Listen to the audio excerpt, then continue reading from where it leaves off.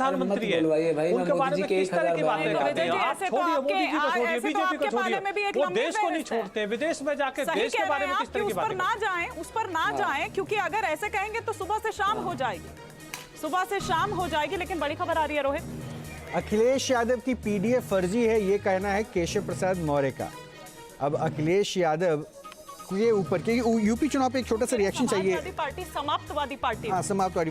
N K Singh sir, UP उपचुनाव पे भी छोटा सा रिएक्शन चाहिए।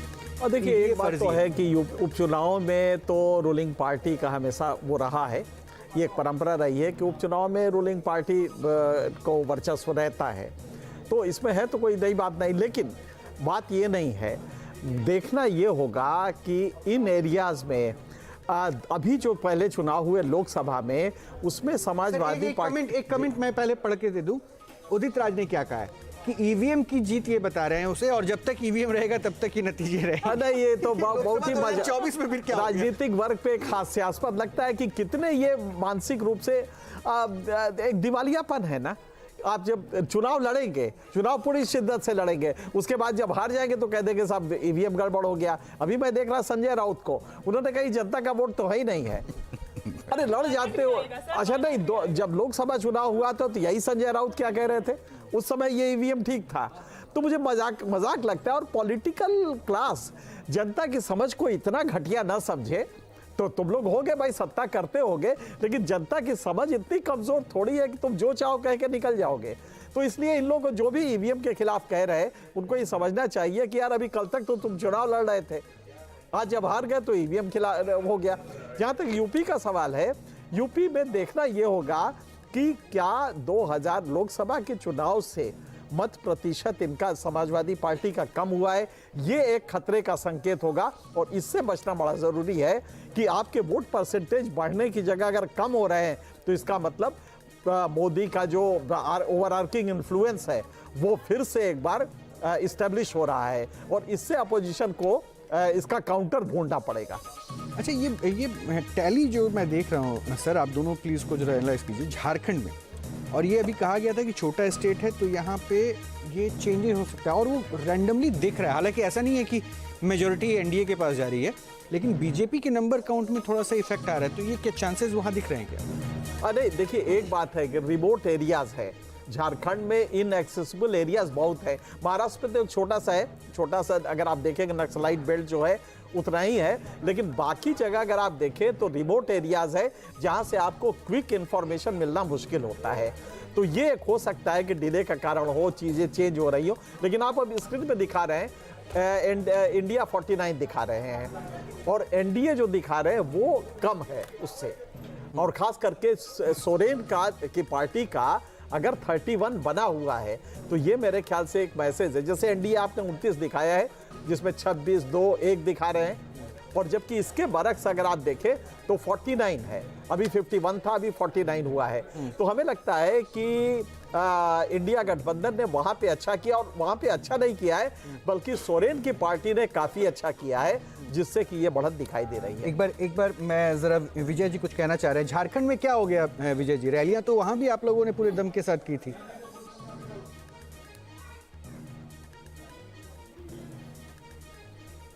इलेक्शन लड़ रहा है वहाँ पे, और हमारी जो फीडबैक है ग्राउंड का वो ये है कि हम 50 से ज़्यादा सीटें जीतेंगे।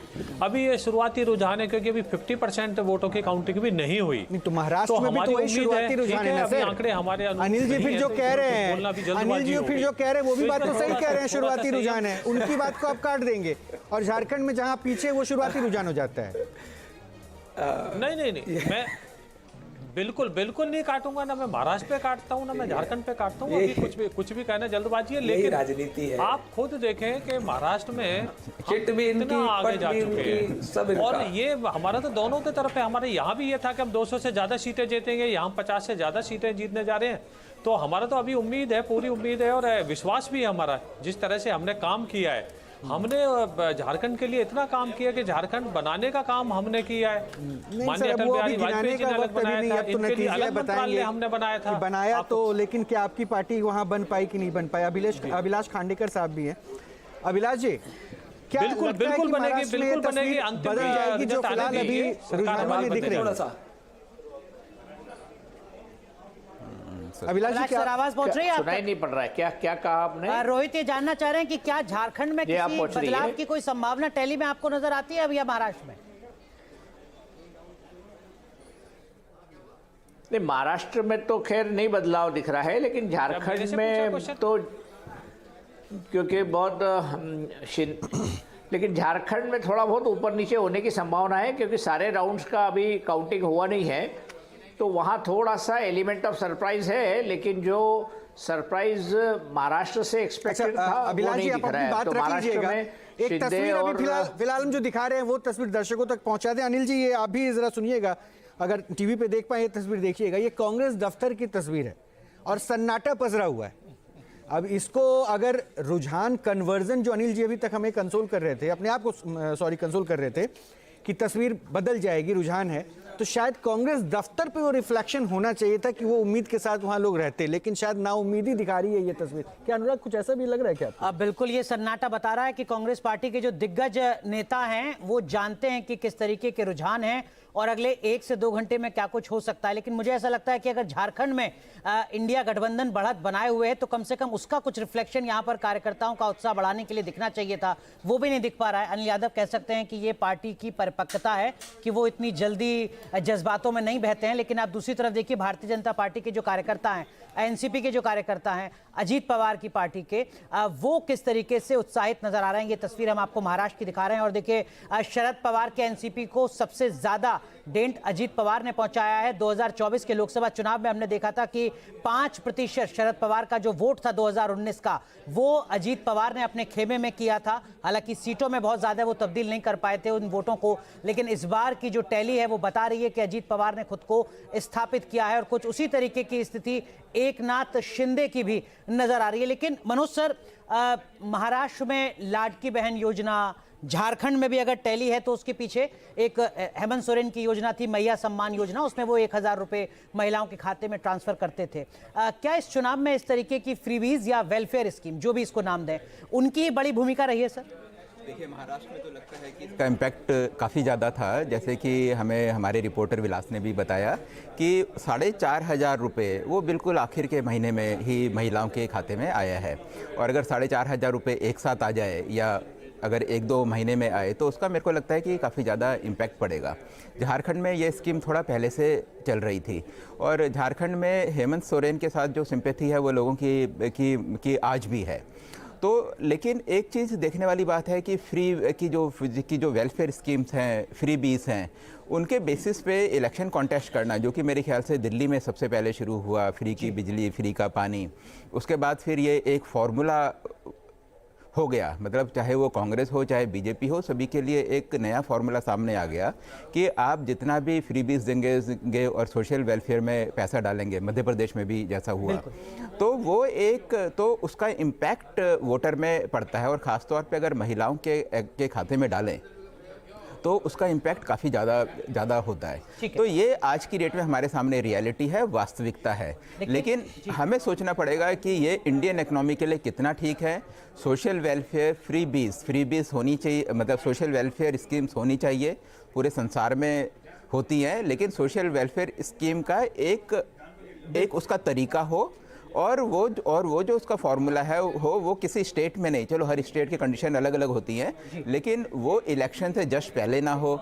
और सोशल वेलफेयर स्कीम किस तरीके से दी जाएगी, कहाँ दी जाएंगी, वो सारी चीज़ मेरे को लगता है कि हमें ये तय करनी पड़ेगी। इनके सर, महाराष्ट्र जहां पर कैपिटा इनकम 2.25 लाख रुपए है, देश के बाकी ज़्यादातर राज्यों से काफ़ी ज़्यादा। महाराष्ट्र जहां पर 2024-25 की जो जीडीपी है वो 42 लाख करोड़ से ज़्यादा है, वहां पर महज 4500 रुपए में अगले 5 साल तय हो रहे हैं। नहीं, हाँ जी, हाँ अनुराग, जो वहाँ का जो जीडीपी है, जीडीपी बहुत बड़ा मुंबई से आता है, बिल्कुल ठीक है। तो उस समय अगर आप देखिए ना, अगर हम हिमाचल की बात करें, उत्तराखंड की बात करें, जहां का जीडीपी कंपैरेटिवली कम है, लेकिन जीडीपी पर कैपिटा का डिस्ट्रीब्यूशन इस तरीके से है कि हिमाचल में एक आम आदमी की जो हालत है, और जो कि महाराष्ट्र का एक बहुत बड़ा एरिया है जो कि गरीब है, जीडीपी एवरेज आउट हो जाता है महाराष्ट्र, पुणे, थाने की जो बेल्ट है वहां से। बिल्कुल सही बात। और अगर बाकी देखें तो महाराष्ट्र के हिस्सों में गरीबी काफी ज्यादा है। तो कुछ स्टेट्स हैं जहाँ की इवनली कंपेरेटिवली विषमता काफी विषमता बिल्कुल, काफी very ज्यादा है, good. तो महाराष्ट्र उनमें से है। ठीक है, एनके सर। मनोज जी की बात सर, को एक थोड़ा रिएक्शन से पहले ये बड़ी खबर पहले बता दें। बीजेपी कार्यकर्ताओं को हो सकता है शाम में 7 बजे आज बीजेपी मुख्यालय पे जाकर प्रधानमंत्री मोदी संबोधित करें, यानी आजकल महाराष्ट्र तो की ये जो बड़ी परंपरा हो गई। विकास चंद्रा का एक रिएक्शन ले लेते हैं सर, उसके बाद फिर विकास जी क्या कार्यक्रम के बारे में अपडेट है?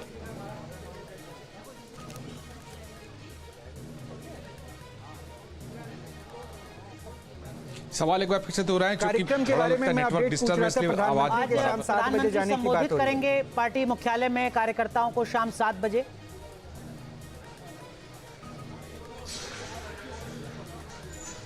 जी, क्योंकि हर बार रहता है जब भी चुनाव परिणाम आता है तो प्रधानमंत्री नरेंद्र मोदी आते हैं पार्टी कार्यालय में, और क्योंकि ये बीजेपी में नियम है कि चुनाव परिणाम के बाद एक बैठक होती है, उसे पार्लियामेंट्री बोर्ड कहा जा सकता है, और जितने वरिष्ठ नेता होते हैं उसमें शामिल होते हैं, समीक्षा होती है, फिर आगे की रणनीति तय होती है, और उसके साथ ही प्रधानमंत्री नरेंद्र मोदी कार्यकर्ताओं को संबोधित करते हैं और देश को पैगाम भी देते हैं। तो आज का जो कार्यक्रम आया है वो शाम 7 बजे का है कि प्रधानमंत्री नरेंद्र मोदी शाम 7 बजे बीजेपी दफ्तर पहुंचेंगे, और उसी तरीके से जैसा कि पिछली बार हम लोगों ने देखा हरियाणा का जब परिणाम आया था और उसके पहले जो चुनाव परिणाम आए थे, प्रधानमंत्री नरेंद्र मोदी आए और उन्होंने अपनी बात यहाँ रखी थी। तो ये पहले से तय रहता है बीजेपी में, शुरू से बीजेपी ऐसा करती आ रही है। तो आज शाम को बीजेपी के जितने भी वरिष्ठ नेता यहाँ हैं, जितने भी चाहे वो महाराष्ट्र हो या झारखंड हो, जो चुनाव प्रभारी बनाए गए थे, जिनको चुनाव में दायित्व दिया गया था, उन सभी लोगों को भी बुलाया गया है कि सभी लोग पार्टी दफ्तर में पहुंचे। जी ठीक है, तो शाम 7 बजे प्रधानमंत्री का संबोधन। लेकिन एनके सर, वो फ्रीवीज को लेकर जो सवाल था, हाँ देखिए, ये